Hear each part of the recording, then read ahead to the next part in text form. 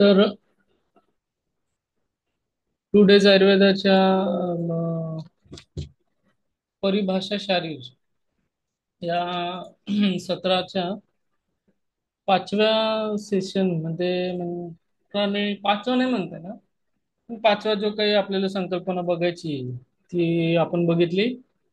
तर त्याची ट्रिक पण मी लक्षात कशी ठेवायची ते पण मागच्या वेळेस सांगितली. तसं एक क्विक रिव्हिजन आपण बघूया. सप्तसेवन्या. सप्तसेवन्या तर सेवन म्हणजे काय? SEVEN. सेवन म्हणजे सात. ठीक आहे, म्हणून इथं आपण लक्षात ठेवणं गरजेचं आहे. 7 = 7. तर सेवनी म्हणजे सात असे तुम्ही ट्रिक लक्षात ठेवा, म्हणजे तुम्हाला कधीच विसरणार नाही हा MCQ. ठीक आहे. त्यानंतर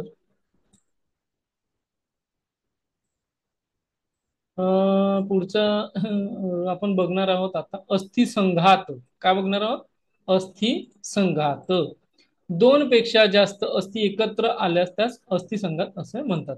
ऍक्च्युली हे मागच्या लेक्चर मध्ये झालेलं आहे, तरी सुद्धा आपण एकदा कव्हर अप करतो. ठीक आहे. मग त्याच्यात त्यांनी वेगवेगळ्या अस्थि संघाताचं वर्णन केलेलं आहे. एक शाखेत तीन जे आहेत, एका शाखेत तीन, असे चार मिळून 12. शिरप्रदेशी कटिप्रदेशी प्रत्येकी एक एक, गुल्फ प्रदेशी जानु प्रदेशी आणि म्हणजे ऊर्ध्व शाखा अर्ध्व शाखा अशा दोन शाखा आहेत ना. अप्पर एक्स्ट्रीमिटी म्हणजे ऊर्ध्व शाखा. ठीक आहे. आणि अधो शाखा म्हणजे लोअर एक्स्ट्रीमिटी. तर ऊर्ध्व शाखेमध्ये आपण काय म्हणतोय? अंशसंधी. अंशसंधी म्हणजे शोल्डर जॉईंट. कर्पूर संधी म्हणजे काय? तर एल्बो जॉईंट. मणिबंध संधी म्हणजे काय? Wrist joint.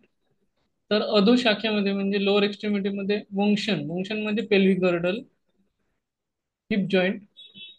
जानू. जानू म्हणजे काय? तर नी जॉईंट.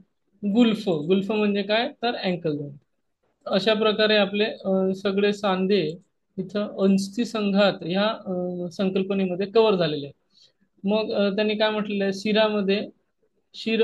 शिरामध्ये करोटीच्या सांधी म्हणजे इंटरवर्टिब्रल जे काही जॉईंट्स आहेत, इंटरवर्टिब्रल डिस्क आणि त्यांना जोडणारे जे काही आहेत ते, आणि कटिप्रदेशी श्रोणी गृहेचे अस्थि, गुद, भग, नितंब हे संघात समजावे. ह्या संधींमध्ये दोन पेक्षा जास्त संधी अस्थींचा भाग असतो. आता आजचा टॉपिक सुरू करूया. तो म्हणजे सीमंत. चतुर्दशो सीमंत. हा हा एक महत्वाचा MCQ तुम्हाला विचारला जातो. अस्थि सॉरी चतुर्दशो दशैव म्हणजे 14 किती श्रीमंत. मग त्याचं वर्णन त्यांनी कसं केलेलं आहे?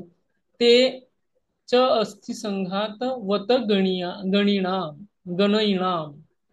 गणनीया यतः तैर्युक्तः अस्थि संघातः यैः उक्तः सीमंतास्तु खल्व अष्टादशेके शाम. 14 अस्थिसंघात ज्या ठिकाणी सांगितलेले आहेत त्याचप्रमाणे सीमंत आहेत. या अस्थिसंघातामध्येच सीमंत आहेत. ठीक आहे. आणि शिर कपालास्थीच्या अस्थी म्हणजे स्कल. ठीक आहे, म्हणजे स्कल. ठीक आहे. ह्या स्वतंत्र मानलेल्या 18 सीमंत टोटल येतात. एकादशो आपण जे बघितले, एक चत्वारो दसो अस्थानं संघातः. तर त्याच्यात फक्त आपल्याला चार ऍड करायचे. ते कुठले ऍड करायचे?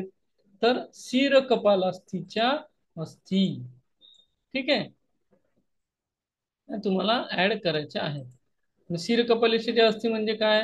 तर स्कल. ठीक आहे. असे टोटल मिळून 18 सीमंत आहेत असं आपल्याला म्हणायचं आहे. ठीक आहे. आता संघातवत सीमंत. ते तू पंचम शिरसी इत्याष्टदशः इति अष्टदशः. मग त्यांनी काय म्हटलेलं आहे की जे काही शिराच्या ठिकाणी आपल्याला सीमंत सांगितला एक, सॉरी, अष्टीसंघात सांगितला एक, तर त्या व्यतिरिक्त तिथं चार एक्स्ट्रा आहेत, म्हणजे 14 आणि 4, 14 + 4 इज इक्वल टू 18 असं तिथं वर्णन केलेलं आहे. मग कोणाकोणाने वर्णन केलेलं आहे? तर सुश्रुत संहितेमध्ये वर्णन केलेलं आहे आणि अष्टांग संग्रहामध्ये सुद्धा वर्णन केलंय. संघातवत सीमंत हा ते तू पंच शिरसी इति अष्टदश हा. स्नायू किती? तर स्नायू 900 स्नायू आपल्या शरीरात असतात. 900 हा स्नायू जो आहे हा अ, Ayurvedic medical officer afternoon session,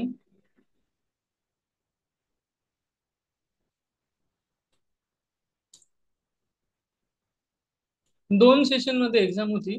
afternoon session 2024, Ayurvedic medical ऑफिसरची जी काही परीक्षा होती त्या परीक्षेमध्ये हा प्रश्न होता की स्नायूंची संख्या किती. ठीक आहे. मग त्यात त्याचे वर्गीकरण कसं केलेलं आहे? शाखा, अप्पर एक्स्ट्रीमिटी, लोअर एक्स्ट्रीमिटी सगळं मिळून 600. कोष्ठामध्ये किती? तर 230. कोष्ठामध्ये किती? तर 230. आपण एक परत एमसीक्यू तुम्हाला विचारू शकतात. त्यानंतर ऊर्ध्व जत्रू, जीपी स्टर्नमच्या वरच्या भागात ऊर्ध्व जत्रू तिथं किती? 70, म्हणजे 230 + 70 इज इक्वल टू 300. आणि शाखांमधल्या